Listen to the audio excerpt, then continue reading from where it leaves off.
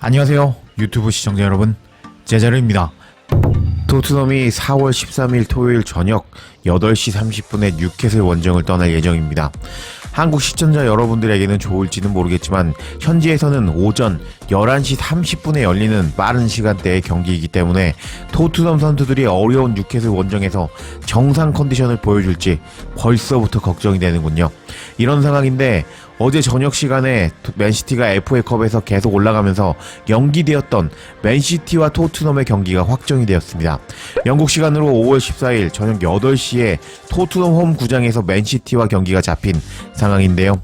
이렇게 되면서 토트넘은 뉴캐슬, 아스날, 첼시, 리버풀 강팀 4연전과 그리고 번리, 맨시티, 셰필드 경기가 잡히게 되었습니다.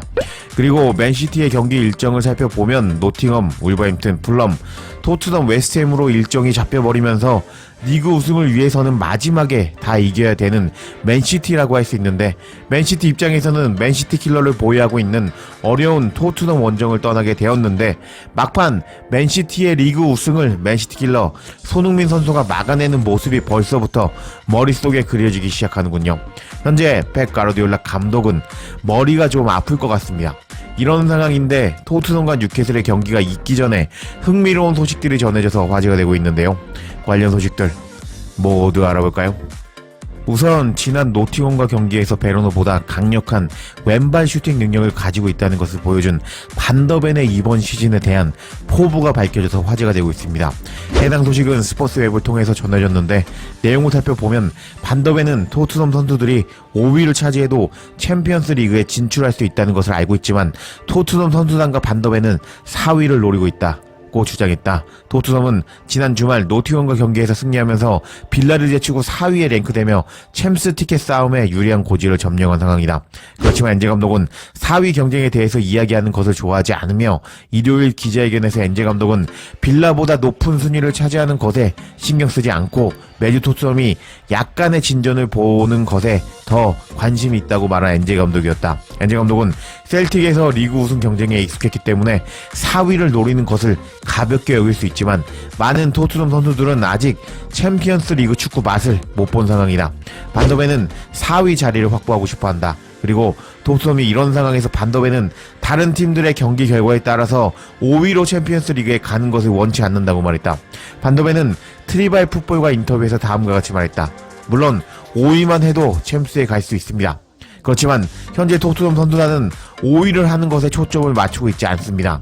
우리는 4위를 하거나 그 이상을 하기를 원하고 있습니다. 우리는 시즌이 끝날 때 다른 팀들의 성적과 관계없이 우리가 확실히 챔스에 가기를 원합니다. 라고 말한 반더벤이었다. 이런 반더벤의 말에 스포츠앱은 5위를 하면서 추가 챔스에 갈 수 있는 출전권은 프리미어 리그가 아닌 세리에 A, 분데스리가로 갈 가능성이 여전히 남아있다. 그래서 토트넘의 일은 아직 끝나지 않았다. 특히 토트넘은 앞으로 어려운 경기가 남아있다. 라고 코멘트하기도 했습니다. 반더벤이 챔피언스 리그를 가기 위해서 토트넘 선수단은 최소 4위 그리고 그 이상을 노린다는 사실을 전했는데 토트넘 현재의 라커룸 분위기 정말 좋은 것 같습니다. 일단 이번 주말에 뉴캐슬 원정 가서 지난 시즌 대패 복수해 줬으면 좋겠습니다. 그리고 어제 제가 토트넘이 1000억 몸값의 수비수 라이프치히의 시마칸과 링크되었다는 소식 전해드렸는데요. 시마칸에 대한 추가 소식이 전해져서 화제가 되고 있습니다.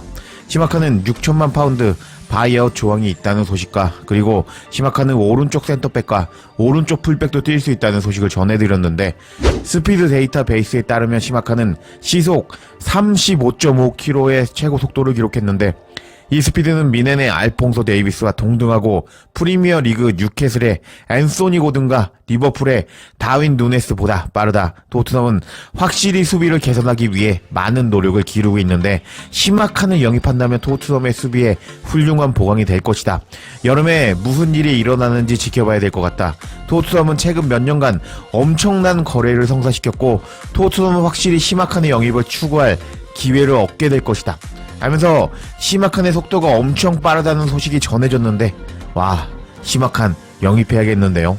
반더벤의 속도가 시속 35.97km로 알려진 상황인데 시마칸의 속도가 35.5km라고 하니 반더벤보다 조금 느린 시마칸이라고 할 수 있겠는데 오른쪽 풀백도 가능하다고 하니 시마칸, 로메로 반더벤, 우도기 뽀백 라인 엄청나게 기대가 되는군요. 그리고 과거 리버풀의 감독으로 리버풀을 잘 이끌었던 라파엘 베르테즈 감독이 미넨의 경기를 보면서 손흥민을 언급해서 화제가 되고 있습니다. 관련 소식도 바로 알아볼까요? 해당 소식은 더 부투룸을 통해서 전해졌는데 내용을 살펴보면 바이른 미넨은 아스날과 챔피언스리그 8강 1차전에서 2대2로 무승부를 기록한 후에 엇갈린 감정을 느꼈을 것이다. 바이른은 분데스리가에서 하이덴하임에게 2대0으로 앞서는 상황에서 3대2로 패배를 당하고 이번에 북런던으로 오게 되었다. 아스날은 부카요 사카가 노이어 키퍼를 상대로 뛰어난 선제골을 넣으면서 초반 1대0으로 앞서가기 시작했다. 그렇지만 바이른은 깊게 전방 압박을 했고 바이른은 해리케인이 PK로 2대1을 만들기 전에 그나브리가 득점하면서 1대1 동점을 만들었다. 토마스 투헬의 바이른은 토르사르가 득점을 터뜨리면서 2대2 동점이 되면서 리드를 지킬 수 없었다. 전 토트넘 선수였던 케인은 아스날을 챔피언스 리그에서 탈락시키기를 원할 것인데 그 과정에서 르노이 사네의 도움이 필요할 것이다. 르노이 사네에 대해서 말하는 라파엘 베르테즈 감독. 사네는 경기 내내 위험했고 케인의 골에 대한 PK를 얻어내는 놀라운 단독 질주를 보여줬다. 전 맨시티 유망주였던 사네는 원래부터 빠른 속도로 유명했고 아스날 선수들은 사네를 막는데 어려움을 겪었다. 전 리버풀 감독이자 전 뉴캐슬 감독이었던 라파엘 베르테즈는 현재 UEFA의 기술 관찰자로 활동하고 있고 어제 아스날 미넨의 경기를 관전했다. 그리고 베르테즈는 UEFA와 인터뷰에서 르노이 사네에게서 손흥민과 비슷한 점을 발견했다고 말했다. 베르테즈는 케인과 사네의 연계 플레이가 토트넘에서 케인과 손흥민의 연계 플레이와 같은 방식으로 펼쳐졌다고 언급했다. 아마도 투헬은 케인과 손흥민의 연계 플레이를 이번 아스날 경기를 통해서 연구했을 수도 있다. 왜냐하면 한국인 손흥민은 수년 동안 아스날에게 가시같은 존재였기 때문이다.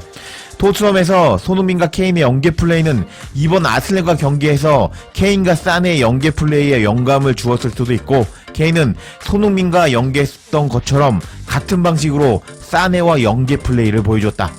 라면서 이번 UEFA 기술 관찰자라고 일하고 있는 베르테즈가 토트넘에서 손흥민 케인 연계 플레이가 어제 아스날 경기에서 동일하게 케인 사네의 연계 플레이로 나왔다는 소식을 전했습니다.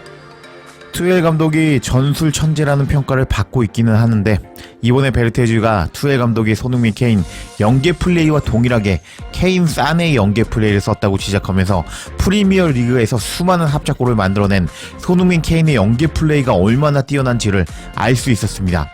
케인이 있었을 때는 케인이 골 욕심 부리면서 골을 더 많이 넣기는 했지만 손흥민에게 패스를 케인처럼 넣어줄 수 있는 선수가 현재 토트넘 소속으로는 없기 때문에 토트넘이 이번 여름 이적 시장에서 월드 클래스급 패스 능력을 가진 선수를 영입했으면 좋겠습니다.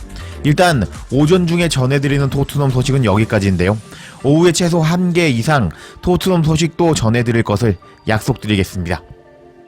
제자리에 영상 놓치지 않도록 알림 설정해주실 것을 부탁드리며 영상 마치겠습니다. 구독과 좋아요 댓글은 사랑입니다. 감사합니다.